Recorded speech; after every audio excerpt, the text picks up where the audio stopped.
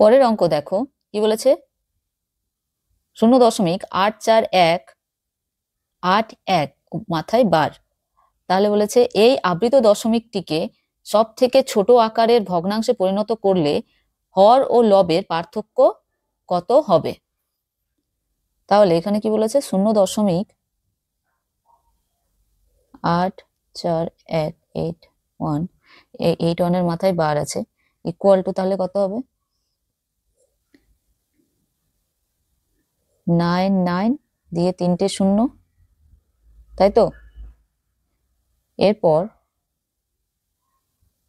এই পুরো সংখ্যাটা লিখে দেব,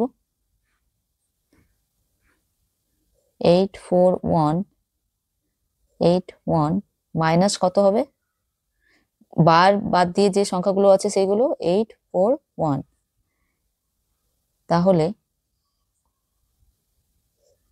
99 3টে শূন্য, এখানে কত হবে 04338, এর কাটাকাটি করতে হবে, কাটাকাটি করলে হবে